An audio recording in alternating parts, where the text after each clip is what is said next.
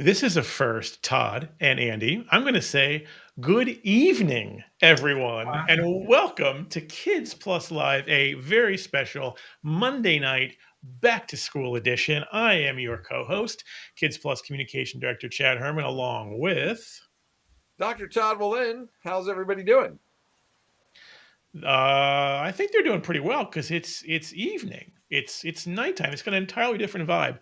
I told our special guest, who of course needs no introduction, but will get a fabulous one in a few seconds anyway.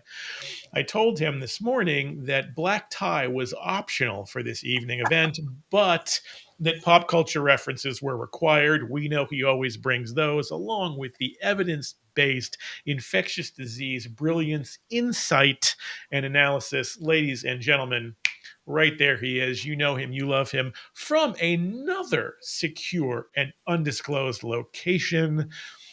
Dr. Andy Nowak. Andy, how are you this evening? Thanks for having me in, guys. I want to play the Monday Night Football theme music. Yeah. Hey, no, wait, don't do Monday that. Night Football like crudité, so let's do it.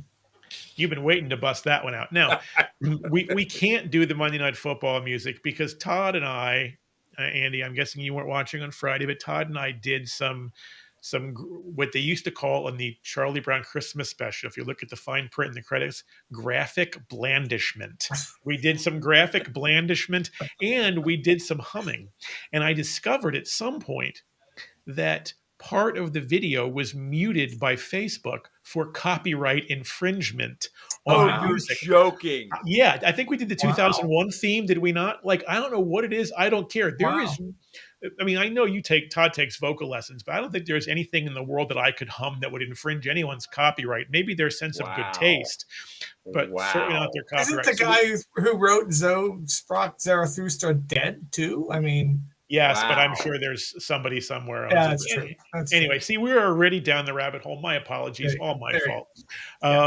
This is Kids Plus Live, evening edition, special back to school. We promised that we would, here with Dr. Andy Nowak, who is a national expert in infectious disease and our good friend and colleague, that we would be talking all things fall semester, back to school. So COVID, masks, vaccines, monkeypox, the upcoming flu season. No, that is not Pokemon. That is a Baby Yoda over his shoulder. That is the Baby Yoda. That is a full-on Grogu. Oh, it is Baby Yoda. That is Baby Yoda. Yes. Because I was surprised. I didn't know where that was coming from, but Baby Yoda makes all sorts of sense. All right. I'm pro-Mandalorian. I'm sorry. Is Disney going to mute that? I don't know. Yeah. I would like. I know Disney is always looking for the promo, so you guarantee they'll probably boost that. But anyway, we're down the rabbit hole again. I'm trying to bring us back. I promise. All things back to school, infectious things that you want to know. As always, even here in the nighttime. This show will be driven by your questions, your concerns, things that you want to know that only these two guys can answer. So bring it on. We already have some folks tuning in. Thank you, everybody, as always, for tuning in. Kelly says, happy Monday evening. Yeah, it's fun, isn't it?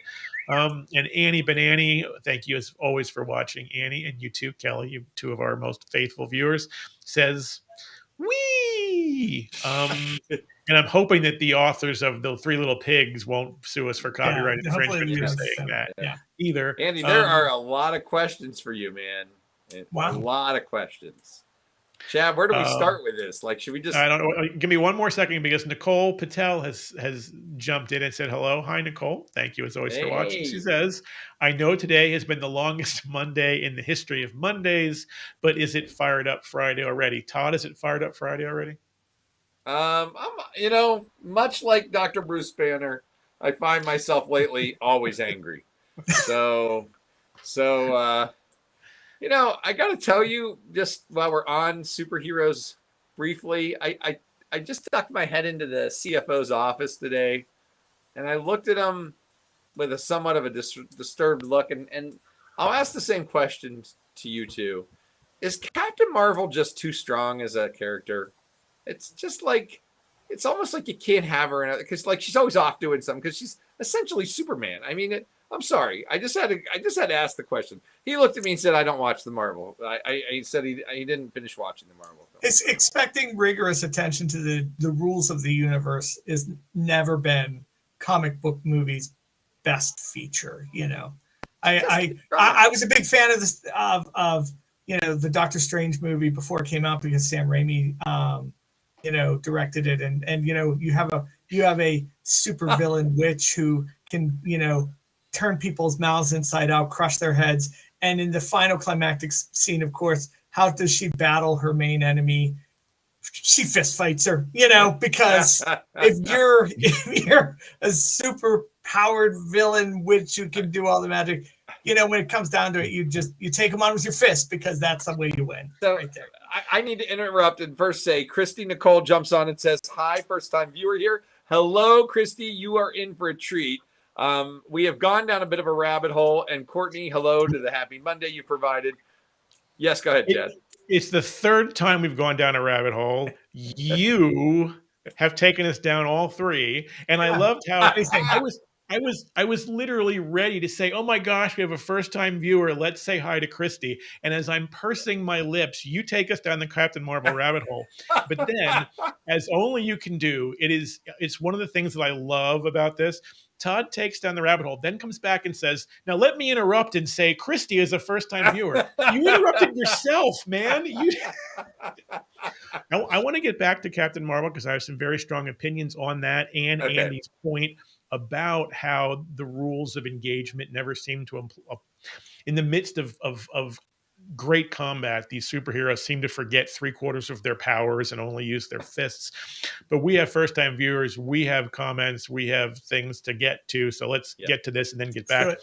And I also want to talk about, and also Andy's casually, which does not surprise me at all, dropping the name Sam Raimi because Sam Raimi is the man, and that was the reason why I wanted to see Doctor Strange too. All right. So, Christy, thank you for watching. If you're still there, you probably regret being here already and have signed off. But and Caressa, somebody Andy, Caressa Spichala says, "Andy, yes, we finally caught COVID after 2.5 years this August. We talked about this Friday, Todd. We seem to talk about it every week. The covirgins are falling. The last of them are going. So here's one more. So anyway, back to Caressa's question. Everyone is double vaxxed and boosted when applicable. Thankfully, everyone made it through without complications, including the 11-month-old. So Caressa would like to know, how long can I relax before I become uptight mom again? AKA, how long does typical immunity last these days?"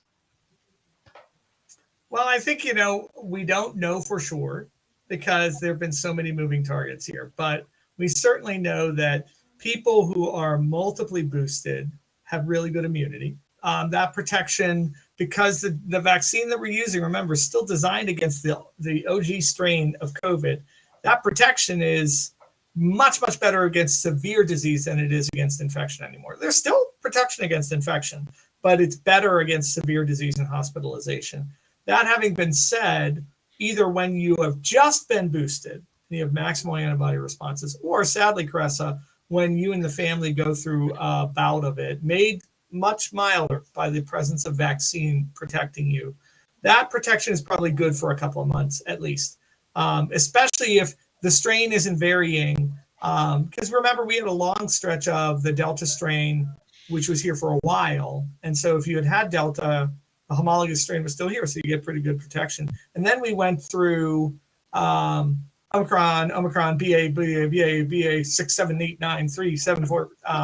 And so I believe that was actually Sony's latest music player. But anyway, go ahead. I thought he was audibling right there. I had no idea. Oklahoma. So we know that each of those strains does not give perfect protection to the next strain, but it's still pretty good. And so however you get that, whether you are infected and then vaccinated or vaccinated then infected, you do get a nice chunk of protection.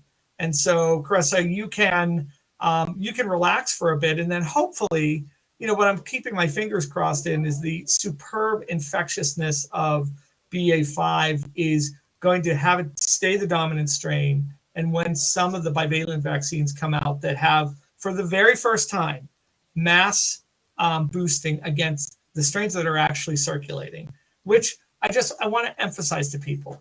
We have never done that in this entire pandemic. We have never given a booster or a primary vaccine when the constituent strain of that vaccine was the dominant strain circulating at the time. And when you think about how much bang for our buck we got in the January, February, March range of 2021 out of mismatched vaccine, imagine how well we'll do with boosters that are actually BA.5 and Omicron specific. I am hopeful that once the boosters are available, they're going to really help us to decrease the rate of ongoing disease. Now, can I just interject? Sure. In that, as opposed to Alpha, Beta, and Delta, what I've been reading and hearing is that Omicron doesn't seem to give that same sustained protection, and that it's less predictable. I guess that's what I've heard. It's less predictable. The other thing is 2 cool studies, one out of the UK and one out of Italy, showing that, like as you said, the more vaccinated you are, the less chance that COVID, one, can infect you, and if it infects you, less likely that it'll cause long COVID. Oh yeah, absolutely, another benefit. And then that study that just came out of Yale, looking at that subgroup of people that did have long COVID, that it was decreasing cortisol, and they went into these really super duper detailed kind of immunologic evaluations of these patients and trying to figure out why some people have these sustained issues, which would look really very interesting. Yeah, I mean, it's not long-term protection, but when you're infected against the circulating strain, you're going to have protection. Yeah. This is, and we see this, Todd, even with rhinovirus. I mean, if you get the right rhinovirus, if you meet that same rhinovirus the next day or the next week or the next month, you'll do very well against it. The problem is the number of circulating strains of rhinovirus. Yeah. And what we've been fighting here is the number of changes in our circulating strains that have gone on for a while. But when you look at the CDC genomic map now, it's pretty bland. It's all BA.5. And so, I mean, I'm hopeful that we're going to see a little bit of an ease off here because, as Chad said, I think we've infected everybody at this point. Yeah. Caressa just added a comment thanking you for the comment and saying that she'll take a few months even with ambiguity. So the clock has begun. Caressa, enjoy it while you have it. And Andy, I want to go back to something that you said because we've said this a million times in the show. I'm pretty sure I have forced you to say it before on this show as well when you guest for us. And I know you're a Twitter guy. Todd and I are Twitter guys too. I am so tired of seeing it there and other places with people saying that the vaccines don't protect us against infection or transmission anymore, or they never did. That's BS. They do. But I'm not an ID expert. You are. Can you please walk us through that again about how just because people can get infected and can transmit when they're vaxxed does not mean it does not prevent any of those things from happening? Please. Yeah, I it's very frustrating because I think that because there are still cases, some people extrapolate vaccines don't work at all. Or they say, well, because of rapid testing, the numbers are way higher than the CDC is reporting. And so we're in the worst stage of the pandemic. So I just want people to remember a couple of things about rapid tests. It is true that rapid tests mean some people who used to not go to a doctor and get a PCR test are getting diagnosed with COVID. And it's not being put into the main numbers. So I get that. But people need to also remember that a ton of people who never would have gone in and gotten any test themselves as a rapid and become positive. So there's error bars on both sides of that. Yeah, I'm certain that the CDC numbers and the state numbers and the county numbers are lower than the total number of cases. But I also think it's not tenfold because a number of those people would never have tested themselves before and realized they had COVID. And now, I mean, those tests are ubiquitous. So it's really easy to make the diagnosis in the comfort of your own home whenever you're sick. So I think people need to take that with a grain of salt. It clearly provides protection against infection. Yeah. It clearly does. And you just, you can impute that from just the fact that we are all now together in the maximally infectious situation. Almost everybody has abandoned masks. And so if the vaccines were not protecting us at all, it wouldn't matter. It's kind of like the big Omicron wave. Omicron was clearly less severe because of vaccination. But when it rolled through, so many people got it at the same time that we had our highest levels of hospitalization too. So if we were doing what we were doing then, which was even more masking, we're less masked now and together all the time in stadiums, at concerts and that. And yet our numbers are still pretty modest. Our hospitalizations are at a real low point, and deaths they're still a tragedy. But when you look at them, they're down dramatically, almost tenfold from the peak of the Omicron wave in the winter. So I respect how people could look and say, well, with all this rapid testing, there's so many cases that the vaccines can't work. But there's like 15 different ways that are publicly available data that show that they work great. Yep. Right. For those of you tuning in, this is the Kids Plus Live show. I am Dr. Todd Lynn, CEO of Kids Plus. Up there is Chad Herman, our communications director. And over here is our fabulous special guest, Dr. Andy Nowak, pediatric infectious disease expert, as well as movie aficionado, along with Chad Herman. And as always on this show, we are driven by your questions. So if you've got questions about anything back to school, infectious disease related, and we're going to get to monkeypox, we're going to talk about flu and get Andy's prognostication. We're going to talk about wastewater samples too. That's very important. We want Andy to talk about that. We'll get to all of that. But again, if you have questions, just drop them. We actually have a question, Todd, that kind of follows up what we were just talking about. So, yeah, that's the question I wanted to do is the Omicron I want to go with that. Yep. Once again, Todd drives the conversation. Then it's like, hey, nobody's answered that question down there. Let's get to it. Amanda's question. Hey, Amanda, thank you for watching. Hooray for the Omicron strain vaccine booster, the bivalent one coming up, which again, what we're hearing is September. It's getting real close, September now, so that might be a little optimistic, but sometime in the fall, we're assuming. So is there any info on a kid's version of that vaccine/booster being available? I'd love to boost the kids ages 8 and 11 this fall with the Omicron one, if it's an option, but don't want to wait too long. Todd, you might have more info on this than me because I'm not sure what the rollout is. Interesting, right? Yeah, I think that timeline's about right. September, October. Paul Offit, interestingly, when he gave a talk for the Pennsylvania AAP, the American Academy of Pediatrics, talked about how he was one of the 2 dissenting votes on VRBPAC, the FTA vote. Now, back then, he said they were only presented with 40 pages of data as opposed to the usual 400 pages. And it was a vote of 19-2 or something like that. And he said the very next day, there was in the paper a multi-$100 million deal with Pfizer. So he's kind of like, it looked like they were prepared to make sure that they were showing they were doing something, talking about the politicization of vaccinations anymore. Not that he said it's bad, but what he's saying was the data's not really there necessarily showing, other than circulating antibodies for 4, 6 weeks, 8 weeks, 12 weeks, that will help reduce infections from circulating Omicron variants. He said that's not how we measure success. And 2 weeks ago, the CDC did come out and clearly say our measure for success is severe disease. And severe disease for COVID is now defined as anything hospitalization or more. It has hospitalization, ICU admission, intubation, death, right? And the question is, and he said you couldn't answer it from the data provided, does it do better at that?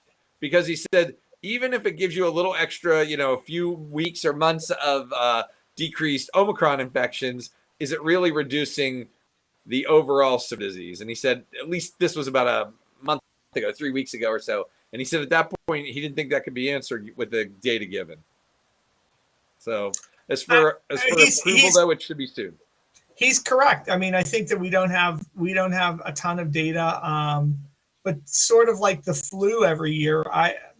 We do the flu vaccine on faith every year in some ways because we hope that the strain match is going to be good, and sometimes we don't get a whole lot other than remote protection against severe disease. I think it's undeniable that the antibodies that you're going to get are going to be useful for a period of time. How long of that period of time is going to be debatable. I think that they're going to give you protection against infection. And I recognize Dr. Offit knows way more about vaccines in his pinky than I do in my whole body. But I think a reasonable approach to this says we'll get some protection against infection, probably get some longer lived protection against severe disease. And, putting a dent in this cycle of Omicron, especially BA5, would be good. There's no downside to it. Yep.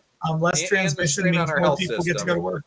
Yeah, and the strain on the health system. I mean, that is one thing that is absolutely true, that between whatever they call it, the great retire or the great, what the hell was the name of that, combined with healthcare burnout and everything else, any reduced infections and reduced hospitalizations makes a difference, because it's not just in the U.S. I was watching some friends of mine who TikTok from UK and Australia, and everybody is just seeing, their healthcare systems are really being pushed to the edge. Yeah, I think there's something to be said for vaccines that give parents fewer days of their kid missing school and their parents fewer days of missing work. Just to throw it out there. So, back to the answer. We think it's going to be later September, October that would be coming out.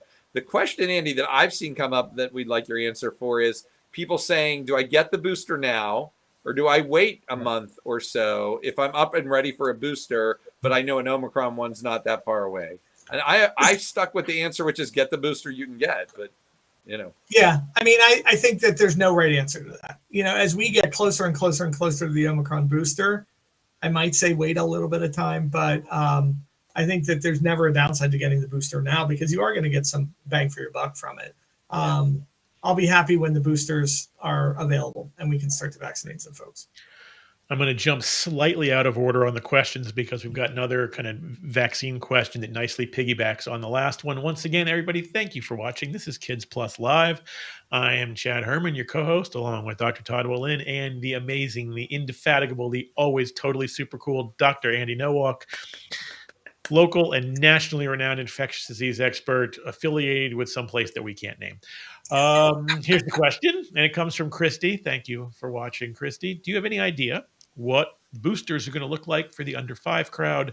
My medically complex 4-year-old will hit 6 months post initial vaccine right in the middle of winter and is in a school program for the first time. I think this is Christy Miller I know well. So hi, Christy. Hope your family is well. I think, again, this goes to what Todd said. When they roll out, everybody's eligible for vaccination right now. So I'm hopeful that there will be broad availability across age groups for the boosters.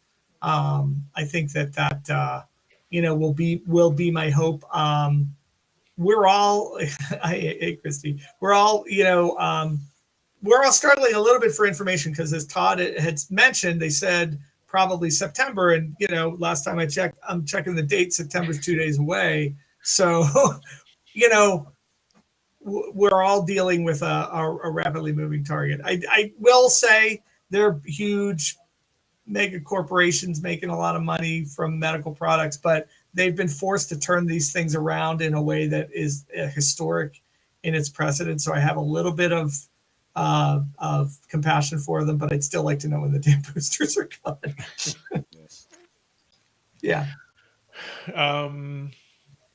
I'm overdue in saying hi to Linda Hager, who's saying hello from Heath, Ohio. She says, I'm still wearing a mask. I think I'm the only one in Ohio. LOL.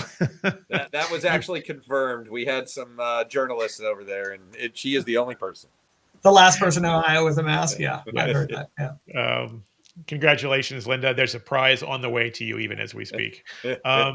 And Linda's fabulous daughter, Annie Banani, is in with a super cool question. Andy, I want to get your take on this.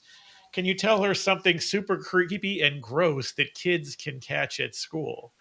God, there's so many things. I mean, come on. I like molluscum contagiosum because of the name. Because it sounds, first of all, it sounds like a delicious seafood dish, and then it goes contagiosum on you, and it's like, that can't be good. And it's simply it's a skin rash. But as we get to our good friend monkeypox soon enough, the couple of times I've been asked to see a patient with monkeypox who obviously doesn't have monkeypox, molluscum contagiosum can be a nice masquerader for that. Give me good old gross, disgusting honey crusts of impetigo, though. I just love me some impetigo. It's disgusting. It's weepy. there's crap coming out. I love Impetigo. Impetigo's always been a favorite of mine too. Yeah. Give us one more, Andy. Give us your top three. So we've got molluscum contagiosum. Just because of the name. Just because of the name, and we have a doctor's note on that. Of course, we have a doctor's note on everything. I'm dropping that one into the comments while you give us the third one. One more super creepy and gross thing that kids can bring home from school. I mean, hand, foot, and mouth, man. I mean, hand, foot, and mouth. Yeah. When you get a really rip-roaring hand, foot, and mouth, and they're kind of doing the zombified, and they flip open the hands, and there's stuff on the hands, and there's the vesicles in the mouth, and they're like, because their throat hurts so much. I like a little bit of hand, foot, and mouth. Plus, it's one of those few diseases we don't call rhinovirus nose, and yet we call hand, foot, and mouth because it's the only one that's just named for we don't call pneumonia lung, but we call hand, foot, and mouth. I love that. It's like a pet disease, like hoof and mouth, right? It really does leave nothing to the imagination, which I think actually is kind of fun. Yeah. And we also have a doctor's note on hand, foot, and mouth, which I am going to drop into the hand, foot, and comments in a moment in the links.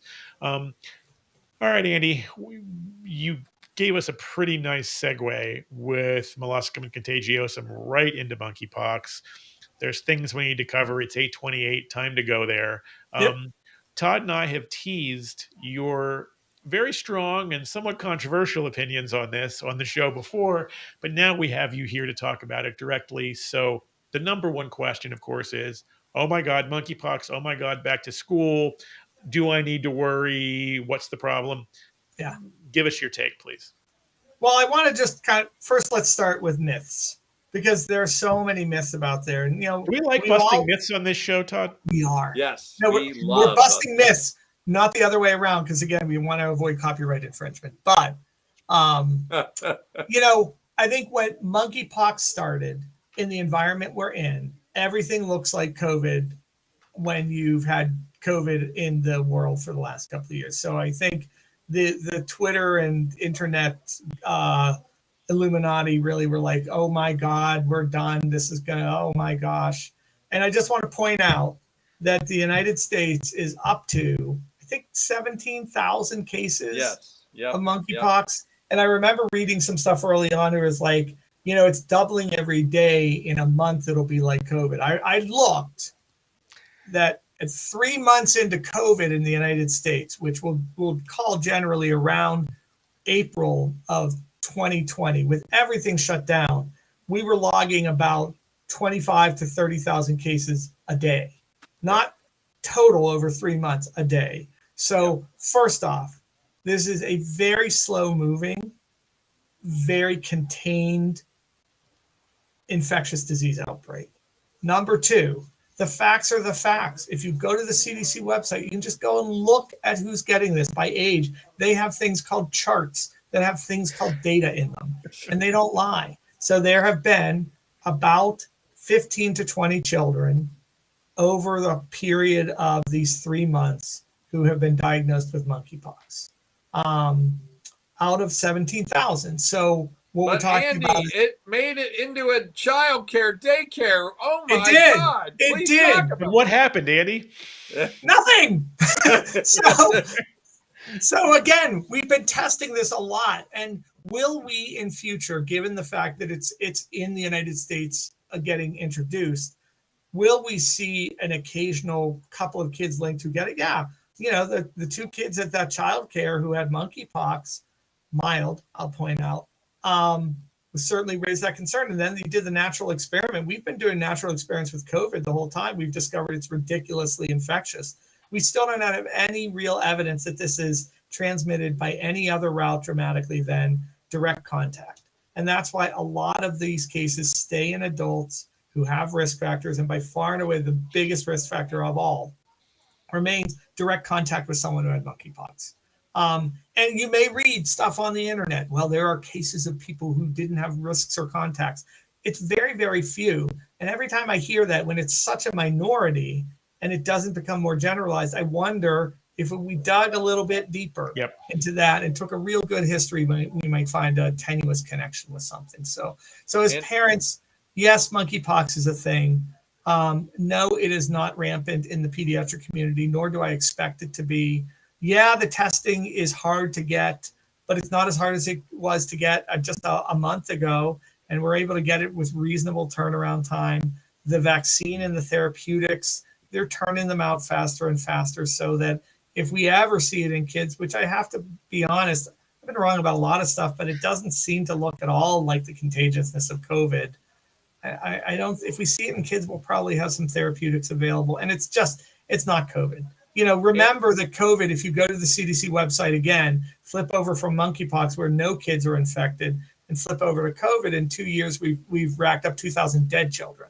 And we've racked up millions of cases, literally. So COVID is clearly a disease that affects children. And that's another lie from the internet. It's a flat out lie. COVID is mild in children. Those 2,000 parents don't think so. So, this is, I recognize there's so much hype and it's hard to keep your head about you with it. But Linda mentioned head lice being a gross disease of the classroom. That's a transmissible disease in a setting. And if you've ever had a kid in daycare, as I have had, you're very appreciative of how quickly head lice can spread in the daycare setting. So, I mean, it's a disease that we're learning more about because it's spreading around, but I don't expect it to be, the next COVID in any way, shape, or form. I would like to point out from terrible personal experience that head lice also spreads very easily on Little League baseball teams. Yes. When they're sharing batting helmets. Just saying. Yep. And one other thing there, Andy, too. Todd and I talked about this on Friday's show. This was data as of Thursday. So I cannot, of course, speak to Friday, Saturday, or Sunday. But as of Thursday, there were 17,000 plus monkeypox infections in the United States. Not a single one of which was the result of airborne transmission. And that's another one of those myths that's been flying all over Twitter. We have to wear masks, particularly kids are going to school. And we can talk about masks for kids in school for COVID, but for monkeypox, not really a problem. If we're talking 17,000 cases in the US and there are 0 confirmed cases of any sort of airborne transmission, again, back to your point, prolonged skin-to-skin contact. Yeah. I mean, that's it. Sure sounds scary when you read internet posts, though, doesn't it? Yeah. And just an update for you guys. Another study, Andy, that I saw that came out finally on looking at long COVID in kids, and definitely saying the numbers weren't anywhere close to what they thought they might have been in adults, which they were first postulating. And I saw a study indicating that if a child ended up requiring a multi-day admission in the hospital, there was like a 5+% chance of them having long COVID.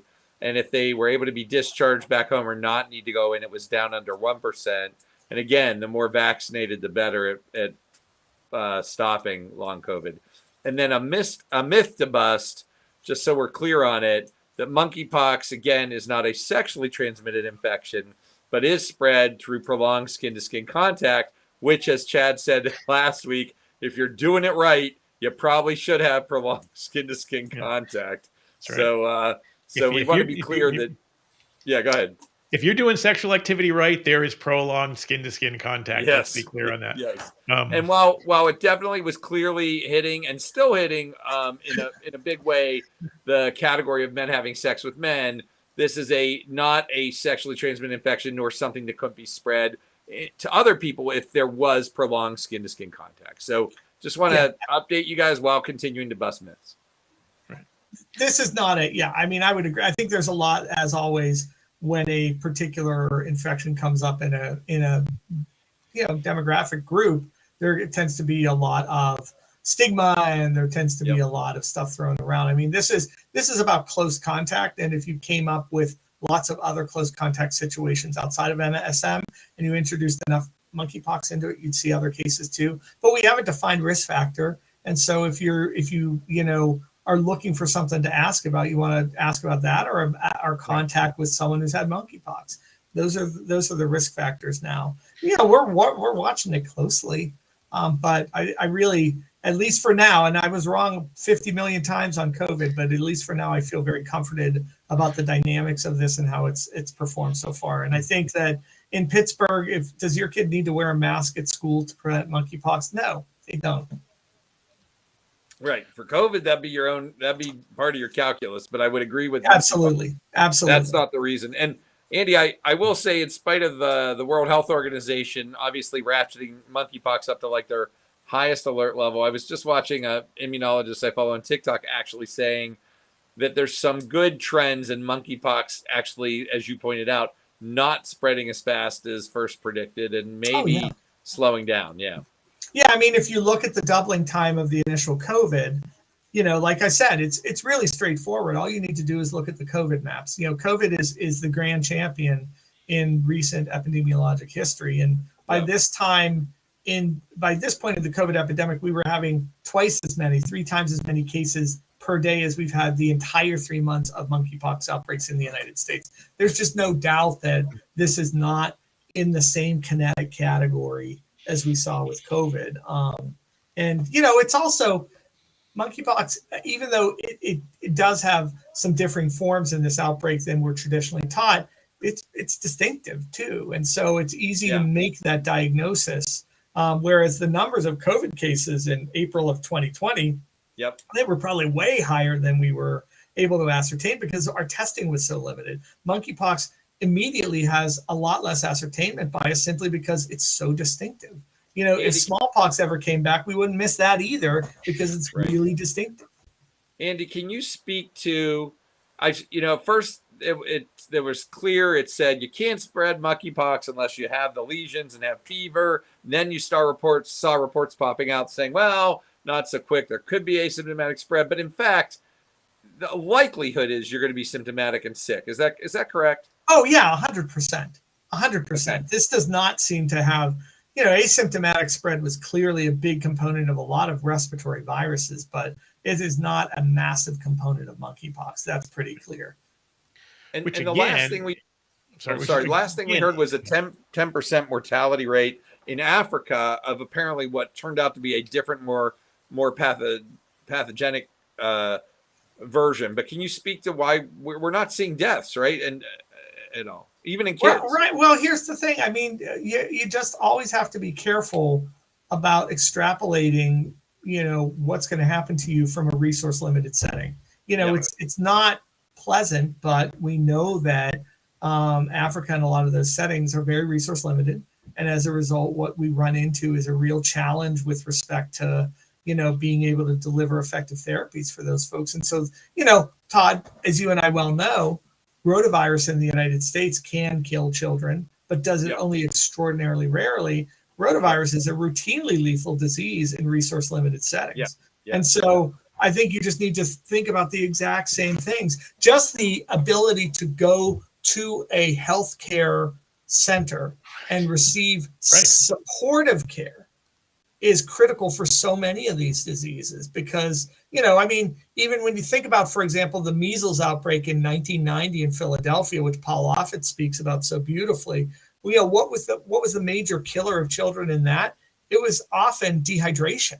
It was often, one of the simplest symptoms we see in pediatrics, just dehydration.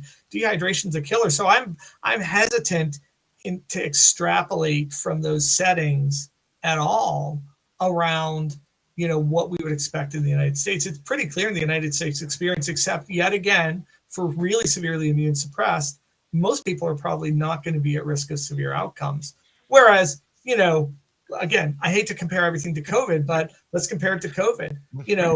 It didn't matter if you were 75 and had no immune suppression with COVID, it was going to kill you about 1 chance in 5 early in the pandemic, very reliably. So, and that was even with superb supportive care.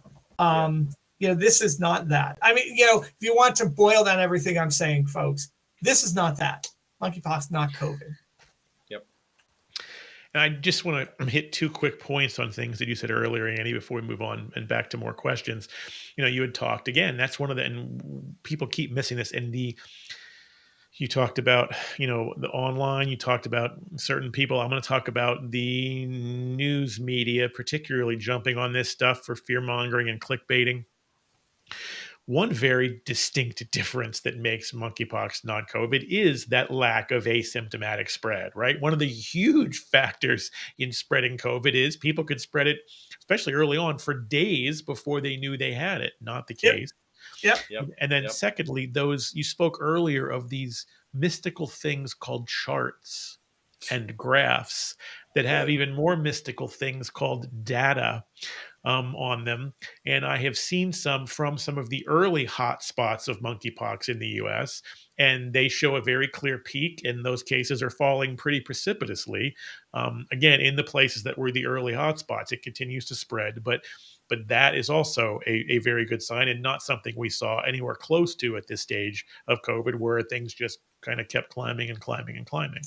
And what you're seeing with monkeypox too is, and everybody gives the CDC a lot of grief, and I have at times too, but their response now is they're getting information out there. And so in areas where there's a lot of potential transmission, they have been able to get some therapeutics to those areas. They have been able to facilitate testing a little bit better in those areas. So they have been more successful. And that just speaks to the fact that if you can get something that burns a little more slowly than COVID, some of the traditional public health tools of education, case identification, targeted testing and therapy is going to make a bigger difference. And I think you've seen that already with the monkeypox outbreak in the United States. Those tools are not broken. They just got overwhelmed when it came to COVID. Yeah, it gets a great point. In fairness to the CDC and the entire infrastructure of the federal government, it's a heck of a lot easier to do those that targeted work when there are very few targets, as opposed to targets all over the country. Yep. Right. All right, we got a question from Courtney. Thank you, Courtney, for your patience. While we've covered lots of monkeypox stuff, let's get back to yours, which is my 2-year-old has absent seizures. Does this put her at high risk with COVID? Also, I saw an article that if you had COVID before, it can cause seizures. Is that true? That's a hard one to say. I don't, Courtney, and one thing I'll say is I'm not a neurologist, so I don't know this data as well, but there has not been a strong association with COVID infection in the central nervous system so far. So this is not a common feature of what we see. Anybody who is sick at any time, who has a predisposition to seizures, is going to be at an increased risk with any illness of being a little more susceptible to seizures. It mucks with the general ability of the brain to keep those at bay. But I don't think that the risk is specific to COVID. I think that's a transferable risk. And then if you had COVID before, it can cause seizures. Is this true? Not to my knowledge. There's not any really strong linkage between COVID and seizures. COVID really does seem to be an infection that concentrated very much so on the lungs and did most of its damage in the lungs. And also, some secondary malignment of the clotting cascade. But, seizures were not a big part of that. Yeah, I think mean, we know secondary smaller malignment of the clotting cascade is my new favorite phrase ever uttered on this show. Thank you so much. Yeah, we do know, right? And again, I want to put this out to everybody listening live and recorded. We always talk about doing your calculus and figuring out, what risk tolerance you have. And the thing that's driving me nuts, and I know it's driving Andy and Chad nuts, is that we have what has been shown to be an incredibly safe and effective vaccine at stopping the worst of COVID infections.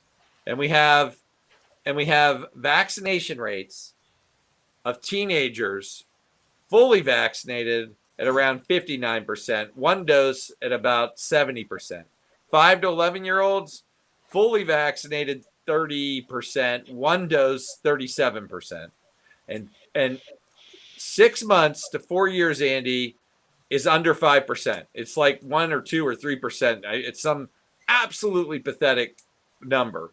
And again, the disease ain't benign. Besides the 2,000 deaths, and yes, Omicron may have not be resulting in the same number of hospitalizations for kids, but that doesn't mean there are no hospitalizations for kids. It doesn't mean that we're not seeing diabetes occur because of the damage. This isn't, even though it, like you said, it has a predilection to hit the lungs, it can hit the heart, it can hit the kidneys, it can hit the pancreas, you can have brain fog, right? There are all these studies just ongoing. And so for those parents out there who have been misguided by misinformation and disinformation. This wait and see approach means that you're just taking the dice and you're throwing it because your kid for sure will be getting COVID now with kids, everybody returning. This is a fall winter virus, and you'll just be playing the odds. And if you get infected 2 times or 3 times, we don't even have data out yet on what does that mean on serial infections. So I'm just giving an impassioned plea before we move on to some other disease that might rhyme with Coolio.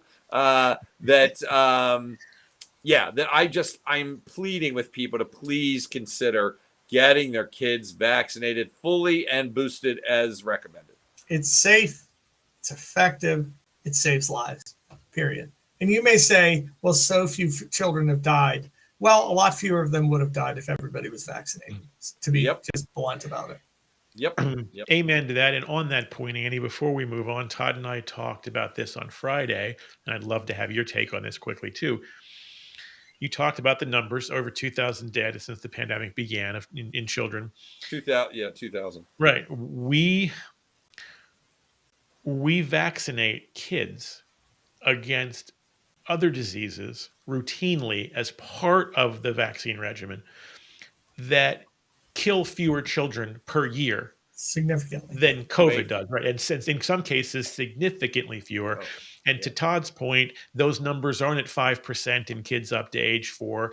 They're very, very high. And so, it's just interesting that, we're going to roll the dice, to use Todd's metaphor, with this one, but in ones that are less lethal, people aren't willing to roll the dice, correct? It's challenging. It's a challenging thing, when parents are very eager to accept a lot of these vaccines for diseases that honestly vaccination has reduced the risk of to the individual child so dramatically. And yet, they have this really easily available insurance policy to protect their child. And to be honest, to protect other children. That's the thing about this is we're all in. And sometimes when we vaccinate ourselves and the risk of getting that disease in the community is low, what we're really doing is also putting up the wall to protect those people who can't choose to be vaccinated. That child with leukemia, that child with a primary immune deficiency, or that kid just diagnosed with a severe rheumatic disease on a ton of steroids. They don't get that choice, and they rely on the rest of us to care for them by being good stewards of our community and putting up that fence of immunity around them. And we need to think about that. That kid may be in your kid's classroom. Yeah. As George Costanza once said, we're living in a society here. Never a bad thing to remember. All right, Amanda's got a question, and also, I imagine, a lament. We've all been here. We're all parents. We know what this is like, but man, it seems to be starting early for her. Back to school and all the germs. What kinds of illnesses are we seeing right now? My daughter came home with a fever on the first day of school. Facepalm emoji. Thankfully, just a cold, but what's circulating out there right now for us to watch for? I don't know, Todd. You want to take this one? I heard mullets are back, so I don't know if that's scaring anybody. Yeah, that's terrifying. There's still, ironically, RSV epidemiology is completely screwed up. So we still are seeing a little bit of that. Not much influenza. Rhinoviruses are always with us, and COVID. But as rhinovirus, colds didn't go away. They were ready to cause that. So we are seeing all of these respiratory viruses on a regular basis, as we do every school year. So I would say that my take on this, though, would be that not every fever and not every respiratory virus is COVID. So you can keep that in mind, that maybe your child is in the lucky few. Yeah, and I honestly can't say in the office. We haven't seen flu coming through yet, but that season is approaching. I usually tend to see strep going around once kids are all back in school and sharing drinks and stuff, but can't say that we've seen yet a ton of that. So I think, we're getting ready to see what fall reveals for 2022 and into the 2023 winter. You're watching Kids Plus Live. I'm Chad. That's Dr. Todd, and that is Dr. Andy Nowak. And Andy, you gave us a pretty nice segue into my next topic, which is you just mentioned flu. Now, we all know that come this time of year, and Todd and I quoted you on this show a couple of weeks ago with the whole, so based on what we're seeing in the Southern Hemisphere, what do you think the flu season is going to look like? And your exact answer was, nah. So if you could expand on that for us. First of all, busting the myth that by watching what's happening in the Southern Hemisphere, we therefore know what's going to happen here in the Northern Hemisphere in winter. And secondly, open up your crystal ball or your best guess on what folks need to think about or look, besides, of course, getting that darn vaccine for the flu season in the upcoming school year. So go. Let me speak from the absolute certainties. There will be some flu season. And after that, it's humiliating these days. It really is. You pointed out that the Southern Hemisphere is an inadequate predictor of exactitude about what we're going to see. And it has always been that way. And COVID only, exacerbated Even though, again, that. Conventional wisdom, though, seems to say that it is. It is, and it gives us a pretty out good. There, but we know it's not, right? I mean, that's my point. Like everyone Right. thinks it is, but it really isn't. Is what you're saying? No, I mean, as I said, flu vaccines are, again, they're kind of like COVID vaccines right now. Sometimes you may not have a very good match of strain, but what you can bet on is the fact that even without a match of strain, you're going to get some protection, and it's going to protect against, surprise, hospitalization and severe disease.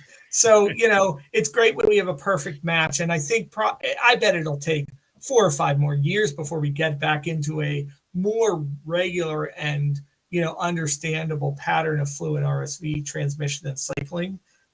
They are very much thrown off by this pandemic. But what I would say for sure is there'll be some. If I had to guess again, a lot of folks predicted that last year's flu season, very smart folks, with very complex graphs that had statistics and this and that on them, and said it would be this enormous, deadly killer flu season. And I heard that from many, many people above me in the chain, and that's just not what happened. We had a flu season. It was, if you compared it to previous season, relatively modest. We did see a good bit, and it was here for a long time, but it was not a rip-roaring flu season, which, thank God, given what we were dealing with COVID. If I were to guess, given that's how it came back last year, I would guess we'll see something around the same, that it will be here, it will be modest, and it will last for a while because viral transmission seems to be really screwed up. Fair enough. But Chad, you poked the bear already. Yeah, well, I'm going to poke the bear one more time because he just talked about prognosticating. So it's time to talk and bust one more myth about prognostications. If you have watched any traditional media, if you have spent any time on social media in the last 6 to 9 months, you have no doubt seen dire, and they're always dire. They're always portentous and filled with doom and gloom reports about wastewater samples and about things that have been seen, and like Professor Trelawney around the crystal ball, the noble art of divination that has been seen in the wastewater samples. And we innocently brought up wastewater sampling with Andy the last time we all got together, and it was sort of like detonating a small nuclear device. He was at triggered. the table. He was indeed. The word is triggered, Todd. Thank you. It's so true. Andy, I was. and in fact, I seem to remember steam coming out of your ears, something about the Oracle of Delphi and chicken entrails. So if you could give us your take on how much stock we all need to put into these breathless reports that we see about wastewater samples of disease, we'd really appreciate it. So, just to clarify, I think the COVID pandemic highlighted a number of groups that would take wastewater samples out of major urban areas and find COVID in them and try to make some associations and predictions based on them. Somehow this became, let's test wastewater all the time, and that anytime we see something in it, therefore that predicts that there's going to be a large outbreak. So, the science of wastewater predicting exactly what's going to happen in a given area with COVID,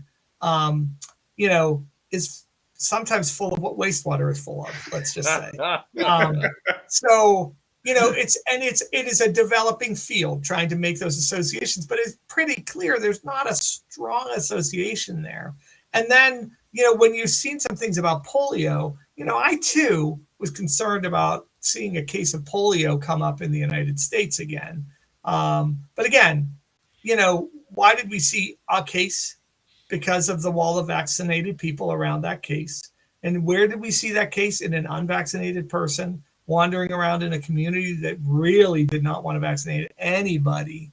And are we to extrapolate the oncoming polio epidemic now, because now we're going to test the wastewater for polio and find polio? Just want to point out that, there's a number of people in the United States who've gotten oral polio vaccine in their life and have the ability to shed, some polio if they run into it and be unharmed by it, especially in that community. Does that mean that all the kids going in the water holes, going on the tire swing are going to get polio? No, it doesn't. And stop saying that it does. Come on, people. There it is. Mad respect about people who do this research and use it to try to be predictive, but it is not absolutely predictive of what happens next. And I think these reports come up and they get amplified, and they're just not, they're not predictive that way. It's not like looking at the number of COVID tests positive going up in your community as a percentage of all the COVID tests that are done. That's predictive. That was predictive from 2 years ago. It's predictive now. If you see a dramatic sudden rise in the percent positive rate, wastewater, we don't know what that means. It may mean something really interesting, but we're not there yet. And I wish they'd stop scaring people. Nicole asked earlier if it was fired up Friday yet. I think it just became it about 30 seconds ago, number one. And number two, this is very reassuring for all kinds of reasons, Annie, not least of which is that I know that on occasion a baby alligator or snakes are found in sewers. I would hate to think that that was predictive of an oncoming pandemic of those things. So only in science fiction movies, Chad. Only in science fiction movies. That's true. Annie Banani put forth what may be, back when we were discussing head lice, the single greatest collection of emoji ever placed into a comment thread on Kids Plus Live. And I'm going to have to just bring that up so everybody can see it. And there it is. That's pretty much what my Little League baseball team looked like about halfway into the season when I was like 11. So there it is. I got one final question for you, Andy. Fire away. Steeler quarterbacks, what are your thoughts? Trubisky now, clearly. But I think Kenny Pickett looked better than I expected he would be. I bet he's starting by the end of the season. So. You predict him starting by the end of the year?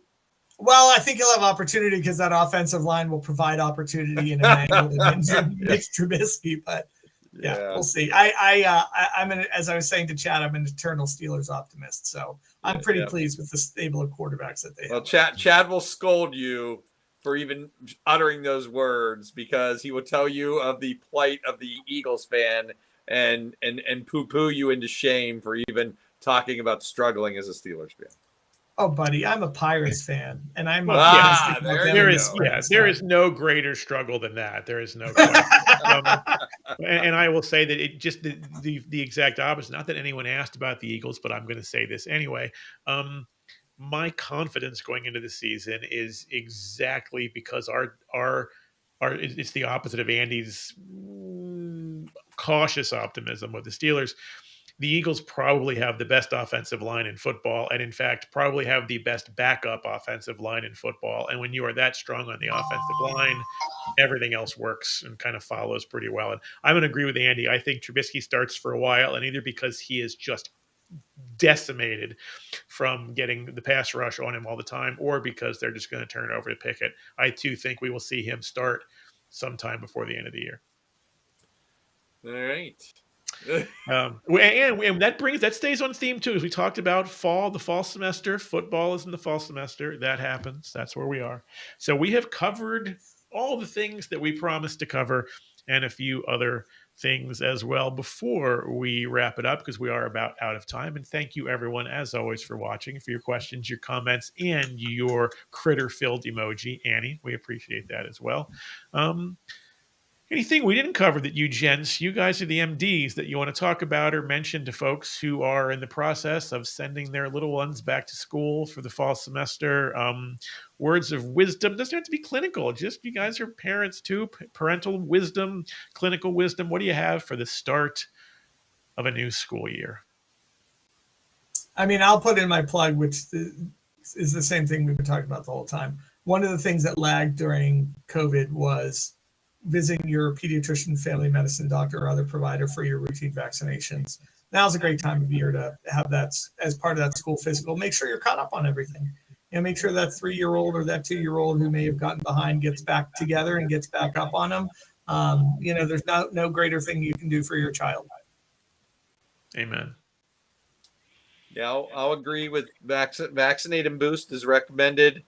Mask wearing, we get that question almost every show. I think that's, again, part of the personal calculus you have to do for you and your family. Schools are going to be tough this year because I can't imagine any school mandating it. I know that the few kids that wear them end up having to deal with most of the other kids that don't. But, it is another protective layer if you have somebody at home that you're worried about, and trying to avoid crowded spaces makes sense. The problem is schools are close quarter situations, and it's just tough. It's tough. So your best chance, at least, as we said, was vaccination and boosting, and being as safe as you can. One last lightning round fun question. It just hit me. We're talking back to school. We're three reasonably educated guys. Favorite subject in school, pre-college? Favorite subject, middle school, high school? I'm guessing we can Biology. guess, but shocking. Biology. Nothing else close. Biology. And also biology. History. Andy? I loved history. I loved history. Infectious disease doctors have a soft spot for history. I think it's woven in our genetic DNA. I loved history and still do, as understanding kind of the history of the diseases I take care of. So I did love biology a lot, but boy, I was a big history buff. Yeah. Any particular period? Like all kids, I started out with like the 20th century because there were lots of John Wayne movies involved in the things that I could read about. But I'm a big fan of the period in the United States between about 1830 and about 1870, and all the things that happened in there, and understanding kind of how the country went. And there's a lot of good parallels to today. And when people are like, our country's falling apart, we're about to go to war, I'm like, we used to stand across from each other and shoot each other. So we're not quite there yet, And when they're like, we're shooting each other now, I'm like, no, a lot of people, really long lines, If I can recommend some books, there was a lot of shooting back then. So there's always hope. There's always hope. We're not doing that. I agree. Only on Twitter are we doing that. Only on Twitter. I know this. Chad, what about you? Well, this will shock everyone. And in honorable mention, I have to say, goes to physics. Had I not gone down the line that I went, it would have been physics. I loved physics, and I am proud to say that thanks to one of my absolute mentors, Charles Bell, who was a high school physics teacher in southeastern Pennsylvania for many, many a year. He was one of 3 high school teachers, I'll date myself, in the 80s. He was one of 3 high school teachers in the country who was certified to teach nuclear physics. I had a year of nuclear physics in high school that was completely wild. We got to take a field trip to Penn State and run their simulated reactor for a day. That was cool stuff. And I was we were only 7 people in that class. I was the only one of the 7 who was not majoring in science in college, and it angered him for 2 straight years. And he kept trying to convince me to go into science journalism or science communication. And he lived long enough to see me. He did. He lived long enough to see me actually do it, which is kind of cool. So physics was second, but of course, who are we kidding? English was first. Give me a good book and let me write or talk about it, and we'll be here all night. So English, as always. All right. Thank you, everyone, for watching Kids Plus Live. And Andy, as always, such a pleasure to have you here answering questions, busting myths, dropping truth, giving Steeler and flu prognostications. You're the man. Thank you. Thanks, guys. Appreciate the invite every time. For the fabulous Dr. Todd Willin, I am Chad Herman. You've been watching Kids Plus Live, a special nighttime edition. This was fun. We're going to do this again. And yes, Annie, if you're still watching, I promised. Annie, are you in for this? We promised on Friday that someday we're going to do a midnight madness edition of Kids Plus Live. That's when we're going to talk movies, buddy. That's when we're going to talk. We're going to do a movie one. Oh, yeah. midnight special. Look out! That's coming to a coming to a streaming situation near you this fall. Anyway, you've been watching Kids Plus Live, where even at night and maybe even at midnight someday, we are taking science back one episode at a time and taking care of children and families online the same way we do right here in these fabulous offices. We will see you next time. Have a good week, everybody.